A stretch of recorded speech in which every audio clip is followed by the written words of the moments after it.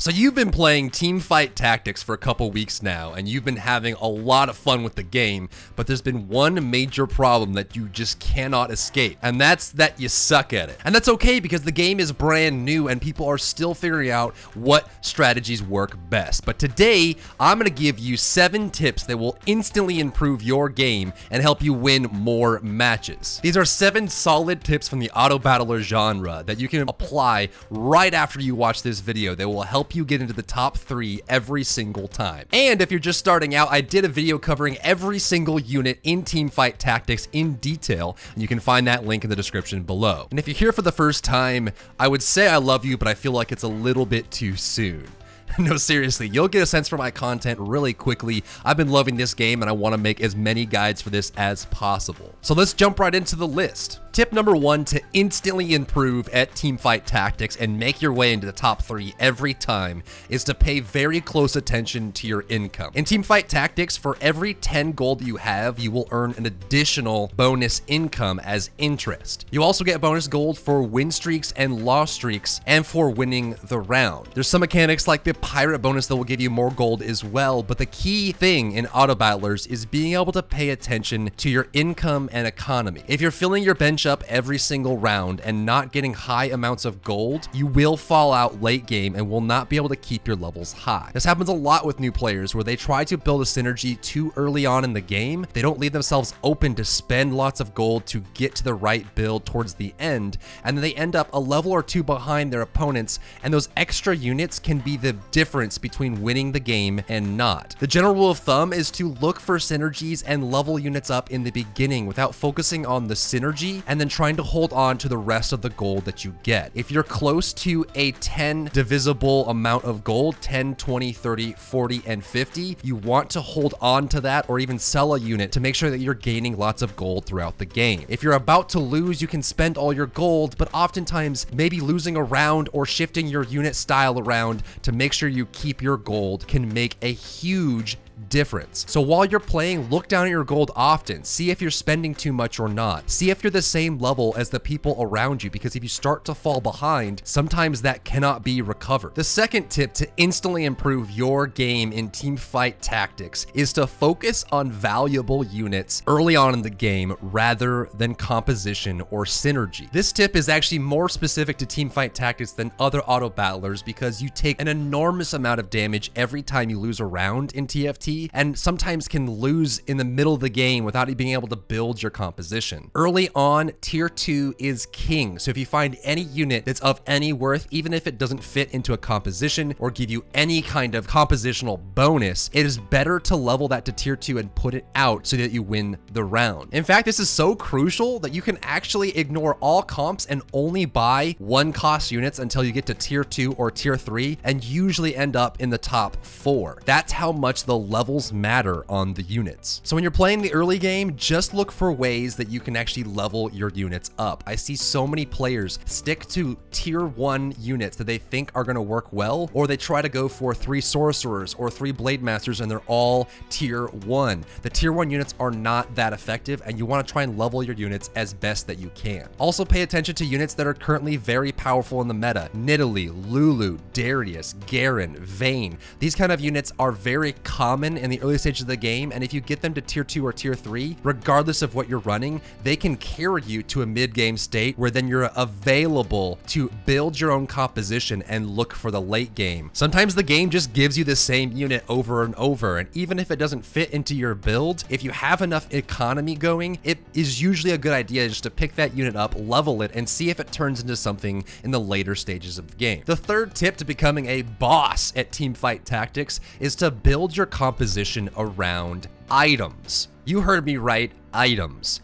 Items are the king of this game. They make and break any build you go for, and they provide more individual benefit than almost anything else in the entire game. If you're looking to build a specific comp, but you have the items for a different comp, you usually are better off finding out what comp works best with the items you've been given and trying to go for that. If you get a lot of needlessly large rods in the beginning of the game, you might want to look for an elementalist or sorcerer based build because you'll get a lot of magic magic casting items off that core item set. If you're trying to build gunslingers and you're not getting on-hit items, or you're trying to build ranger or assassin and you're not getting a lot of BF swords, pay very close attention to this and try not to force a build that you don't get the key items on. And the opposite side of the coin to this is if you're looking to build a composition, say you're going for Blade Masters, you want to hold on to items and build the correct items that work for that strategy. And sometimes you have to wait a little bit, maybe plan for the next carousel or see what items come out of the next creep wave before you start combining items early. Once items are combined in this game, they cannot be uncombined. And I see a lot of players building early game items, things like a locket or a Titanic Hydra, that may help them win in the first quarter of the game, but then all of a sudden those items don't transition into a good late game build and don't provide benefits. So sometimes if you feel like you're gonna win the round, you don't have to rush to combine items. Try to look for the item composition and the team fight composition that are married well together and complement each other, because that is how you're gonna make it into first place with a well-built late game composition. Tip number 4 on your path to TFT glory is to pay attention to strong players and make adjustments towards the end game. A lot of times I see players focusing only on what they're currently building, and I get it. In the beginning of the game when you are new, there's a lot to learn and there's not a lot of time to make decisions. That clock goes by so fast. But the challenge is if you're not looking for your competitors in the top 3 early on, you may get stuck with a composition that is easily countered by someone else who is paying attention. If you know they're going assassins, you will start to look for phantom dancers in the mid game so that when you hit that top 3 moment and you're trying to fight for that top spot, you don't get caught with your pants down. It's pretty easy to spot these players by round 10 to 15. Anyone that has a high amount of HP, or you can see the units they're building and the items they're getting. A lot of times if they're lucky early, they may be one of those top 3 players. So you want to pay attention to this and see if you can make any small adjustments along the way to prepare yourself for the late game. Who knows, you may be in a game where every single one of the other 7 players is building for magic, and if you were paying attention and aware to it, you could build a bunch of Dragon's Tooth and then shut them all down and make them feel really embarrassed. Tip number 5 to improve your gameplay is keep track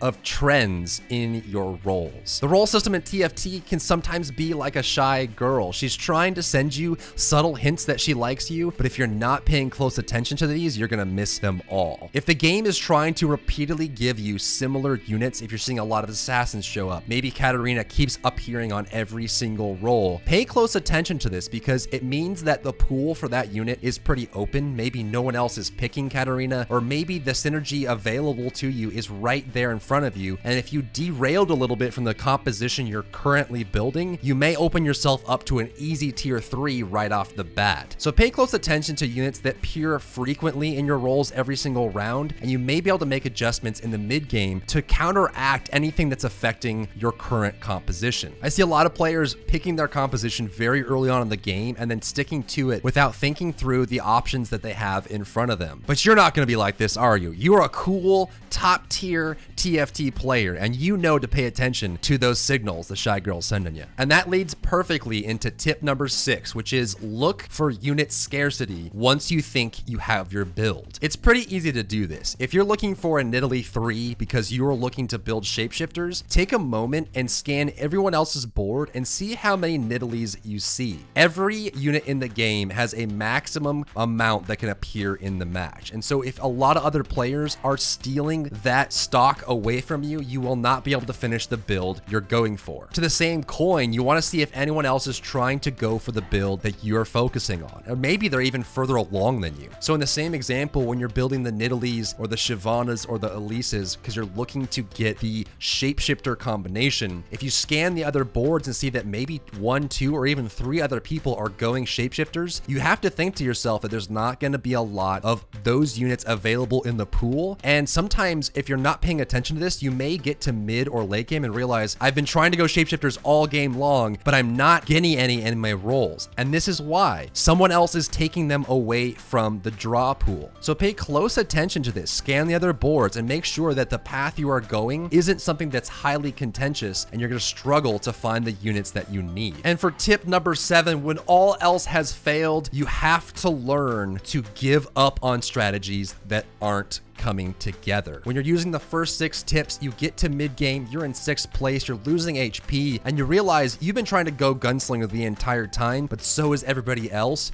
You have to be willing to give up on that strategy if it's not coming together and you're about to lose the game. Sometimes you can do a hyper roll in the middle of the match, sell all your units, especially the ones that are lower tier, and try to roll your way into a different strategy. You can even do this over a couple of rounds if you find non-essential units that you can sell and re-roll in between rounds. This can change your game drastically. I've had a lot of games where I was in 8th or 7th place. The build I was going for just wasn't happening. I thought I was going sorcerer, but for some reason the game stopped giving them to me and I had to re-roll, and I was able to take an 8th place and turn it into a 1st place, because you look for available units, you look up for the trends that the game is giving you, and you can reconfigure your build mid-game. The focus really just needs to be on how much money you have. If you've been playing a good economy all game long and you're paying attention to what's happening and you're looking at your items, you can actually sell everything and make a different decision or go a different way when something just isn't panning out. So don't get too attached to a specific combination, to a specific strategy. If it's not working, it's not working. One of my favorite quotes is from Ed Catmull, the president of Pixar, making all those awesome movies. He talks a lot about how if there's a scene in a movie that you absolutely love, it's the most artistic, it's the most creative, it's the most hilarious scene you've ever seen, but it doesn't do anything for the movie, it doesn't make the movie better, you have to cut it. And that's what you need to do in Teamfight Tactics. If you have a strategy or you have a plan and it's not working, cut loose and look for something else. You may find an oasis in the desert. And that's it for this video. 7 real tips that you can apply right after this video to instantly improve your Teamfight Tactics play and get into the top 3 every single time. Practice, play, and try to pay attention to what's happening. These games are all about trends and patterns, and if you learn to look for the right ones, you can pull out wins out of your hat. Thank you so much for tuning in today, and thank you for being here. Be sure to like, comment, and subscribe. You know the whole deal. And you can check me out on my live stream. I stream Monday through Thursday in the afternoons Eastern time. If you have any questions or you just want to come hang out with me and watch me play TFT, I'll see you in the next one.